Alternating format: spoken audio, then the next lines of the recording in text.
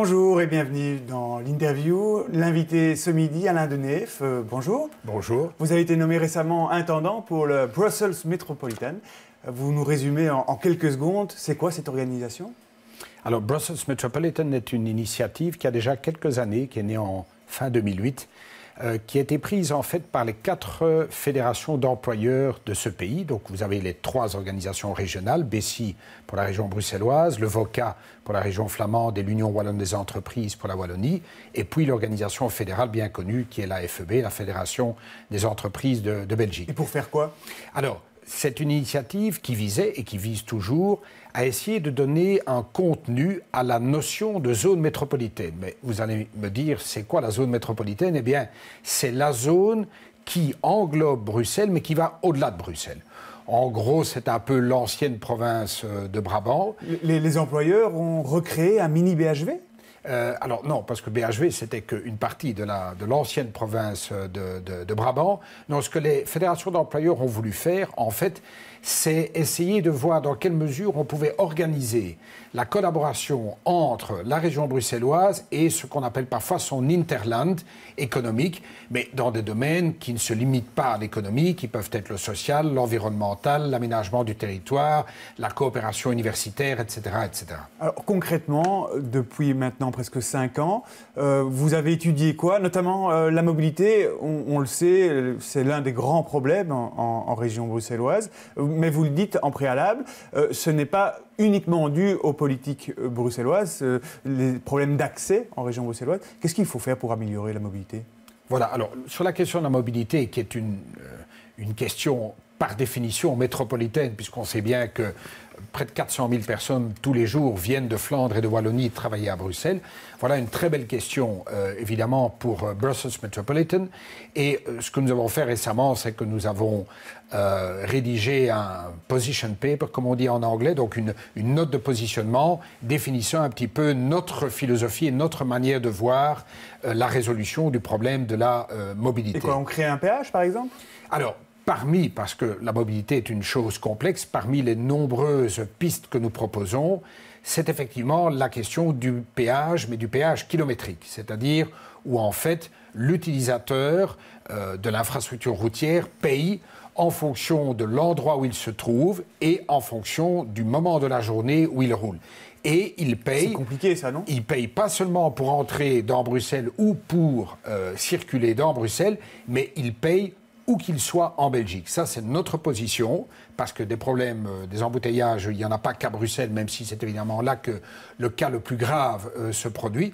Mais donc, notre position est une position qui vise, en fait, à demander aux gens de payer pour une utilisation qu'ils font de la voiture et pour les encourager à modifier leur comportement, c'est-à-dire à utiliser moins leur voiture, et s'ils l'utilisent, à l'utiliser à certains endroits et à d'autres moments que ceux que nous constatons aujourd'hui et qui créent le problème des files. De manière très concrète, le ring, on doit l'élargir aujourd'hui?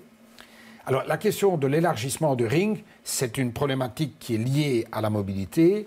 Ce que nous disons, c'est que si élargissement du ring, il doit y avoir, cela doit se faire en concertation entre les 2 régions qui sont là principalement concernées, c'est-à-dire la région flamande, sur le territoire de laquelle se trouve l'essentiel du ring, mais évidemment aussi la région bruxelloise, qui, elle, se trouve au milieu de ce fameux ring. Or, les concertations en la matière ne se sont pas toujours bien déroulées, et parfois même pas déroulées du tout, et nous pensons que c'est évidemment pas la bonne manière de faire. Dans l'approche métropolitaine qui est la nôtre, c'est typiquement le genre de choses où nous, Brussels Metropolitan, voulons aider les acteurs à se mettre autour de la table pour entamer un dialogue fructueux. Mais est-ce que ce n'est pas des vœux pieux finalement? On le voit aussi pour la STIB ou Delaine, où Delaine veut faire passer les trams en région bruxelloise et où l'UE, par exemple, y est opposé. Et la STIB veut élargir son réseau pour aller jusqu'à Vilvoorde et la Flandre s'y oppose. Comment faire pour finalement réussir à faire avancer? Oui, ce ne sont pas des vœux pieux.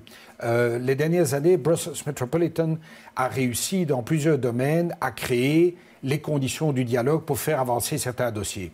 Je vous en prends 2.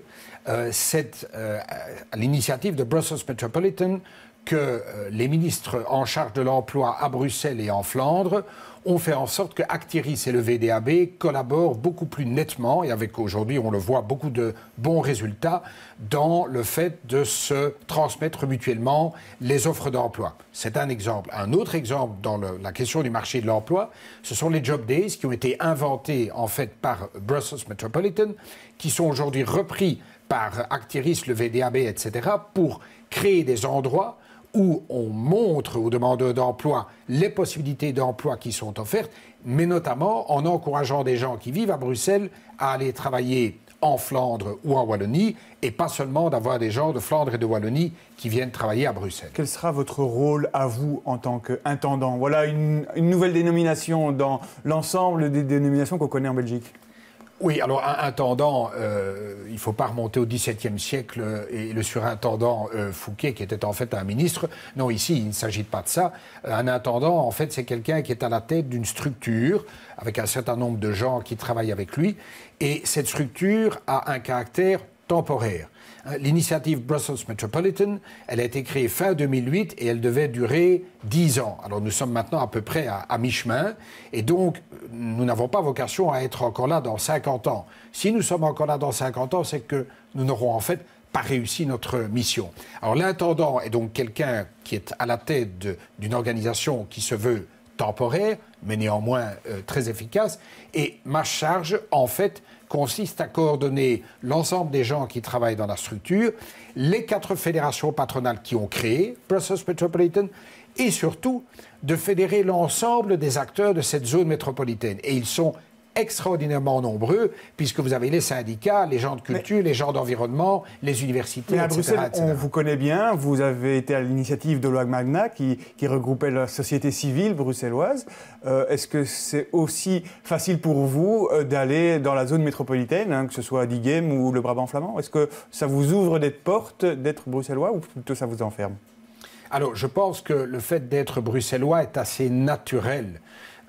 Quand on s'occupe de Brussels Metropolitan, puisque le cœur de la métropole, c'est la région bruxelloise, qu'on le veuille ou non. Bon, alors il faut être bilingue, heureusement je le suis. Je crois qu'il faut être quelqu'un qui apparaît comme crédible en dehors de la région bruxelloise et qui s'est toujours bien entendu avec les Flamands et les Wallons. Je crois que heureusement c'est mon cas également. Vous servir de votre expérience comme membre du conseil d'administration de la SNCB ou directeur de Belgacom, c'est des choses sur lesquelles vous allez pouvoir vous appuyer? Alors ça, c'est le parcours dans ma vie, c'est ma carrière plus classiquement professionnelle, c'est le parcours que j'ai eu à la tête de grandes entreprises publiques. Effectivement, c'est un atout, à la fois qu'il se soit agi d'entreprises, de grandes entreprises et d'entreprises publiques, ce qui m'a amené à bien connaître à la fois le monde de l'entreprise et le monde politique. Vous avez fait allusion à mon expérience dans le domaine de la Magna, qui est une sorte de groupe de réflexion sur le devenir de Bruxelles, qui a organisé il y a quelques années les États généraux de Bruxelles. Je pense que c'est une expérience particulièrement intéressante, je le pense aussi pour Brussels Metropolitan, dans la mesure où ce que nous avions réussi à faire à l'époque, ça consistait à fédérer tous les acteurs de la société civile. Or, nous devons faire la même chose, mais maintenant, au-delà même des frontières bruxelloises, dans la zone métropolitaine. Est-ce qu'il existe un patriotisme bruxellois et est-ce qu'il peut exister un patriotisme de la zone métropolitaine? Alors, je crois que, et vous avez utilisé le bon mot, il y a non pas un nationalisme, mais un patriotisme urbain bruxellois, c'est-à-dire une fierté des gens qui habitent Bruxelles de partager la destinée extraordinaire de notre ville-région. Alors, ce patriotisme en tant que tel, il ne peut pas être étendu à la zone métropolitaine, mais ce que je rencontre de plus en plus, c'est beaucoup de gens de cette zone qui disent il y a quelque chose de formidable à faire ensemble. On arrive à la fin de cette interview. Dernière question, c'est la fête de la Fédération Wallonie-Bruxelles aujourd'hui. Vous souhaitez quoi à cette fédération pour 2013-2014 ? Qu'elle continue ce qu'elle s'est assigné comme mission. La vraie question, le vrai débat est de voir évidemment si l'organisation en communauté dans notre pays est bel et bien l'avenir que nous voulons pour ce pays. Il y a aussi des gens qui pensent que la Belgique doit évoluer vers un système à 4 régions pleines et indépendantes.